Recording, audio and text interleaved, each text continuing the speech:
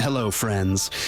Today's story is about the illusion of closeness, about how a TV screen can become a wall or a door for a killer, and then it all ends not with applause but with a gunshot.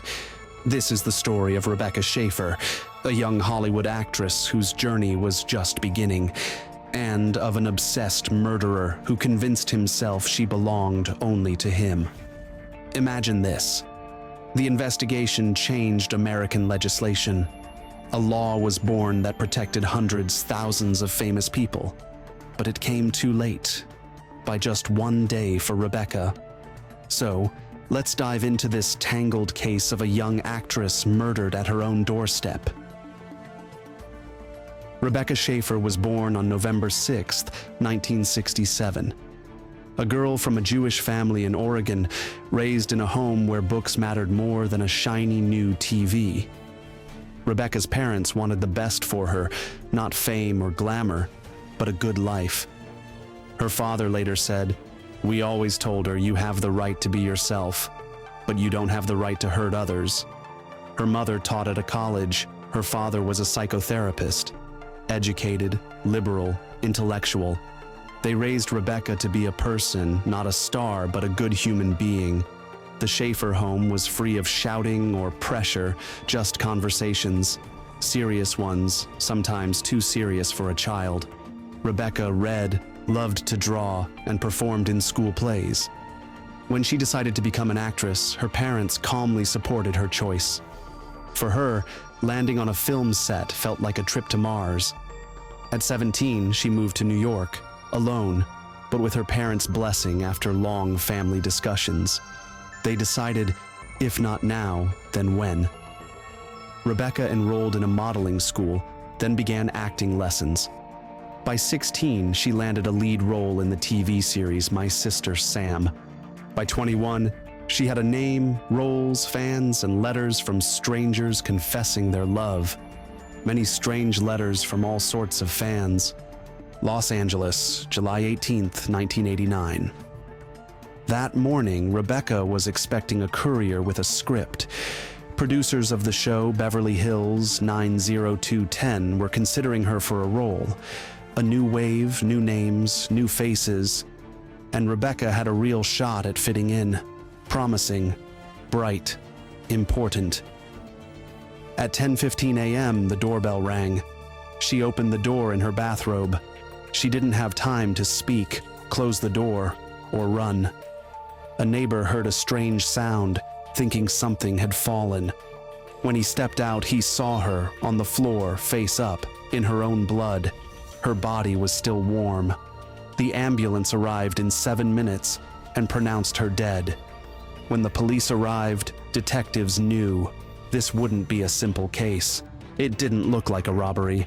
The apartment was untouched. Jewelry, wallet, electronics, even valuables, all intact. Rebecca had opened the door herself. Her body was right at the entrance. One shot, to the chest. The bullet entered cleanly, as if fired at close range, coldly. The killer wasn't nervous. He didn't rush. The investigation moved quickly. Neighbors were questioned. A parking lot camera was checked. It existed, but showed nothing useful. Calls were traced. Who came, who left, who was nearby at the time of the murder. The first thing that struck investigators as odd was the timing. An ordinary morning, a weekday, 10:15 a.m. A time when most neighbors were home, when the city was bustling. Why did the killer choose this moment? Why was he sure she'd be alone?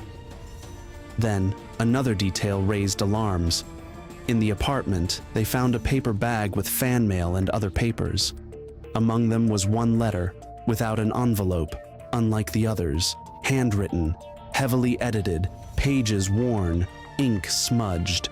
At the end, a phrase, "You've changed. You're not the same. You sold out. You're betraying me." Investigators began building theories, ex-boyfriends, jealous colleagues. Yes, this was shaping up to be a story far more complex than someone came and shot an actress. The first suspect's name wasn't released to the press, but police quickly traced him to Rebecca's past. They'd had a brief but intense relationship. Friends later said he took the breakup hard. He wrote emotional letters, showed up at her set a few times, and once sent her an unsigned gift. After the murder, he vanished for days. Police found he'd gone to Nevada, staying at a motel, drunk, without explanation or contact. But he had an ironclad alibi. He'd left Los Angeles the day before the murder. His letters to Rebecca were troubling, but not threatening. The lead fell apart. Sifting through Rebecca's mail, investigators found another strange envelope. Inside was a photo from my sister Sam, with smudged ink on the back and a note, "I'm watching. You forgot our deal. I'm coming." In the wake of the tragedy, it sounded like a direct threat.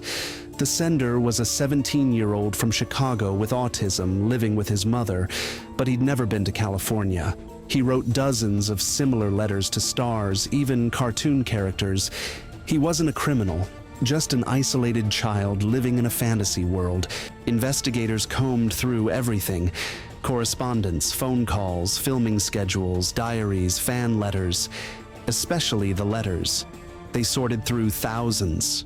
Some were odd, but one detail initially overlooked stood out. A letter sent weeks earlier, signed with a full name, sent to Rebecca's personal address. It was from a Robert John Bardo, neatly folded, tucked among Rebecca's personal belongings, dated just days before the murder. The tone suggested familiarity, not just a random fan. "You're not the person I knew. I saw you in that vulgar movie. It was a mistake. You know what I'm talking about."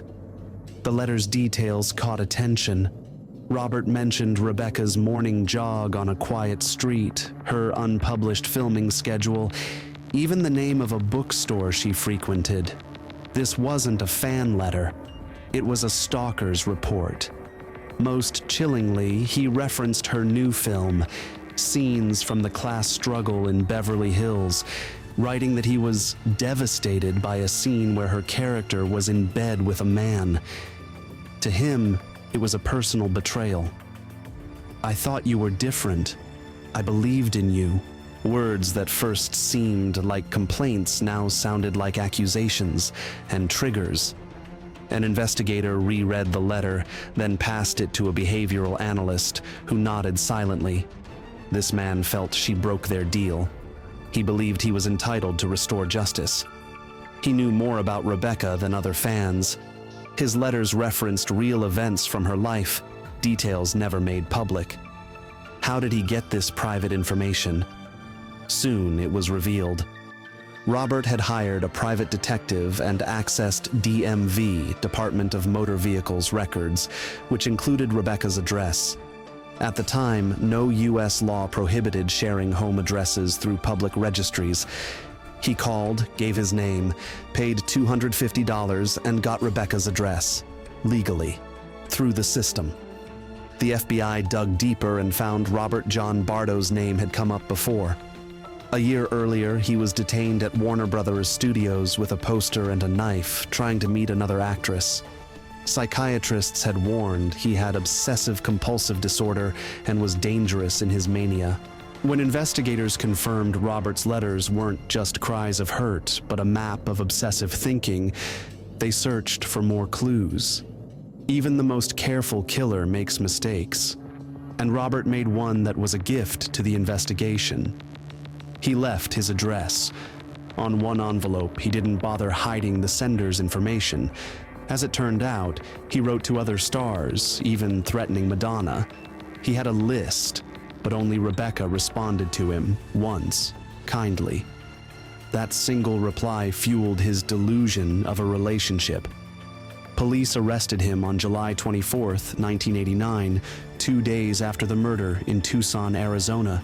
He was walking along a highway, just walking. In his backpack was a copy of a script from a film Rebecca starred in and a signed photo. When detained, he didn't resist.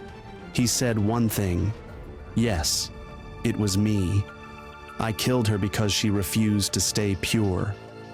He didn't run. He didn't hide. Forensic psychiatrists later concluded he wasn't insane. He was angry and purposeful.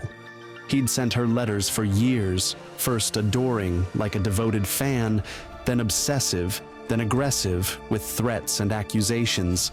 He tracked her career, knew which magazines featured her, what she said in interviews, whom she mentioned in passing. When she took a role in a film with a provocative scene, he saw it as a personal betrayal. Most disturbingly, he tried to get closer. He wrote to her parents. He traveled to Los Angeles multiple times, standing outside her home. He knew 10 a.m. was when Rebecca was usually alone. Now, the investigation had to answer why Rebecca let her killer into her home, and why no one stopped him during the years he stalked her. That fateful morning, he arrived at Rebecca's home at 9 a.m. He had legally purchased a gun. He knocked on her door. Rebecca opened it. He introduced himself as a fan. They exchanged a few words. She closed the door. He left. But an hour later, he returned. Rang the bell again. When she opened the door, he shot her in the chest from half a meter away. Fleeing, he tossed the gun on a nearby street. Robert Bardo's trial began in 1991, covered by major outlets: Los Angeles Times, the New York Times, Variety. Everyone wanted answers: how and why, and how to prevent it. The prosecution proved motive, obsession. The defense argued insanity, but experts deemed him sane and dangerous. He was sentenced to life without parole, but this story was destined to be more than a courtroom drama. After Rebecca Schaeffer's murder, a legal revolution began in the U.S. California became the first state to enact an anti-stalking law. Before this, stalking wasn't legally a crime. Stalking, when someone obsessively follows, writes, calls, or shows up uninvited, isn't courtship or friendship. It's fear that lingers, even when you lock the door. The Rebecca Schaeffer law later spread nationwide. It protects victims from obsessive pursuit, allows police to intervene early, and banned private investigators from accessing DMV data, which Bardo used to find Rebecca's address. The Los Angeles Times wrote, "There was madness in her death. But in what followed, there was hope. No one else should die like this, just because someone decided you belong to them." Rebecca Schaeffer was only 21. Hollywood lay at her feet. A new film contract, a Godfather Part 3 audition, a life she was just beginning to build. Many actors, directors, and producers later said the same thing. It could have been any of us. Rebecca didn't live to see her first major film premiere. She didn't win an Oscar, marry, or have children. What she left behind was light and laws that saved others. Her parents became activists, speaking about Rebecca at forums, in Congress, and in interviews. They explained, stalking isn't just letters and flowers, it's violence, it's control, it's a step from disaster, and that step can be the last. That's all, friends. This was a story about the fragile line between admiration and violence, about how the dream of fame can attract attention you can't escape. What do you think? Who bears responsibility in such cases? The killer, society, the law, or the culture of worship? Share in the comments. We read, we reply. Subscribe to our podcast, and see you in the next story, where truth hides in the thickest shadows.